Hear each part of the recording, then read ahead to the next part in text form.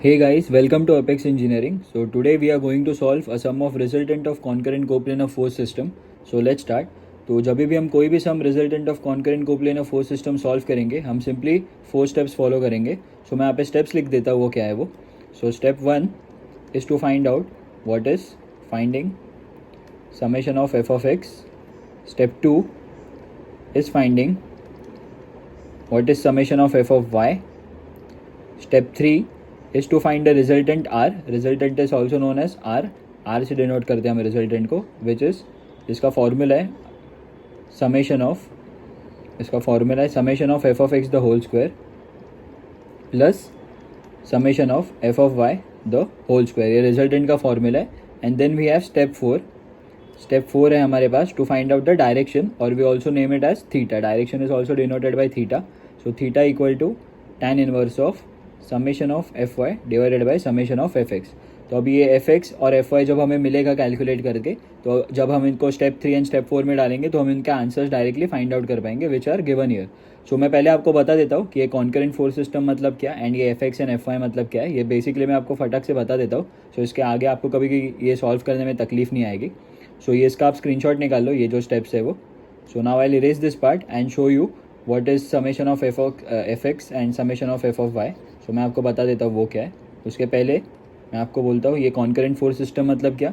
एक पॉइंट है कोई भी जहाँ से बहुत सारे फोर्सेस अगर पास हो रहे हैं, लेट अस से F1 हो रहा है, F2, F3, कोई भी एंगल पे हो सकते हैं ये, पर एक पॉइंट से पास होने चाहिए F4 एंड F5. तो इसको हम बोलते हैं concurrent force system. Concurrent force system means forces passing through a fixed point is known as a concurrent force system.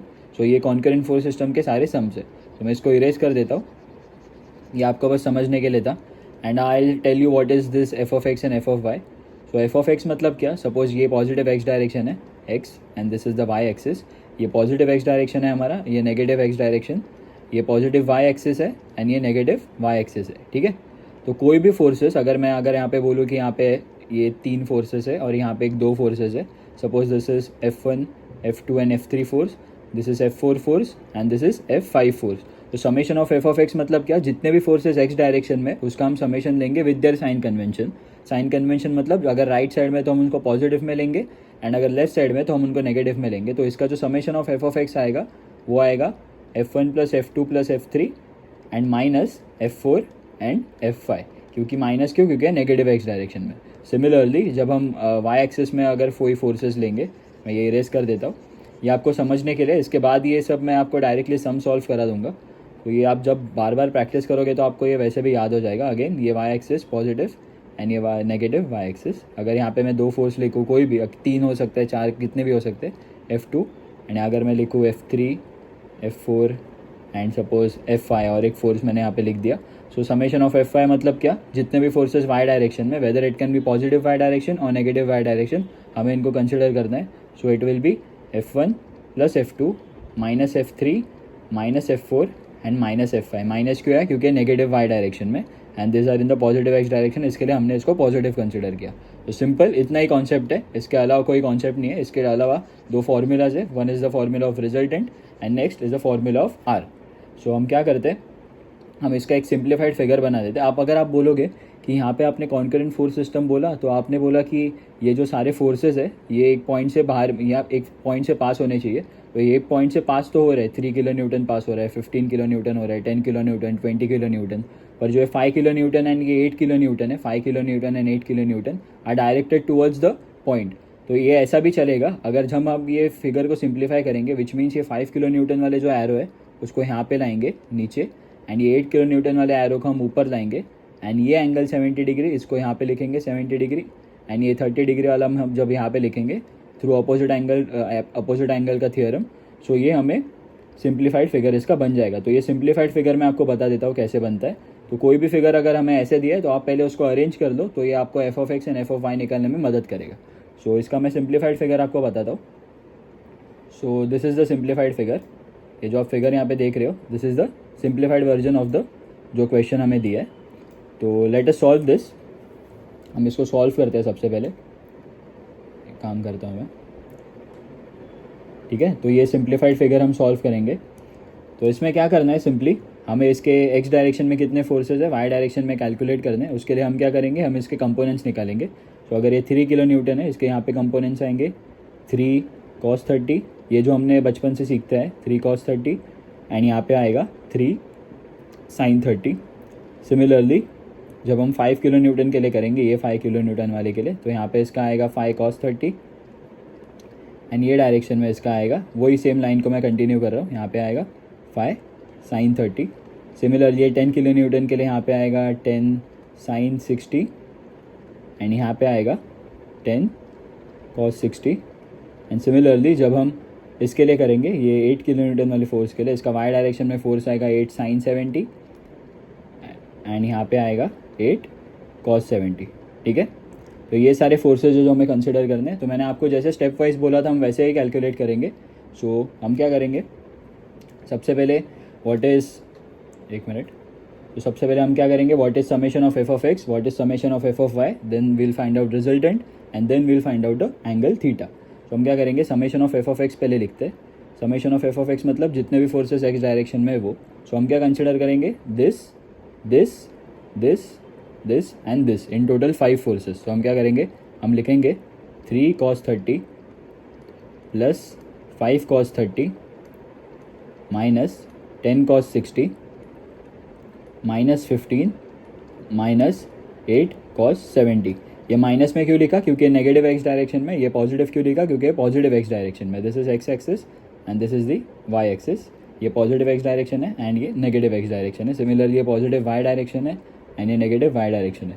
तो जब हम इसको सॉल्व करेंगे, हमें summation of F of X की वैल्यू आएगी विच विल बी, इसको क्रॉस करता हूँ मैं, summation of F of X हमें आएगा -15.8080। आप ये 3 डेसिमल 4 डेसिमल आपको जैसे चाहिए आप वैसे रख सकते हो। आप एक बार आपके कॉलेज में पूछ लो कि कितना डेसिमल तक रखना है, आप इतना डेसिमल रख सकते हो। सेफर साइड के लिए आप 4 डेसिमल तक ही रखो इसको। So summation of F of X हमने निकाल लिया। सिमिलर वे में हम summation of F of Y निकालेंगे। मतलब क्या करेंगे, जितने भी फोर्सेस वाई डायरेक्शन में वो हमें लिखेंगे विद देयर साइन कन्वेंशन। तो मैं इरेज करता हूँ इसको, आप इसका पॉज करके आप नोट डाउन कर लेना। यहाँ पे हम लिखेंगे summation of F of Y क्या होता है। तो for summation of F of Y हम कौन से कंसिडर करेंगे, this 20 kilo newton, 10 sin 60 and 5 sin 30। So F of Y हमें आएगा, it will be 8 sin 70 plus 3 sin 30 minus 10 sin 60, then we'll write -5 sin 30 and lastly -20। इसको force को भूलना मत।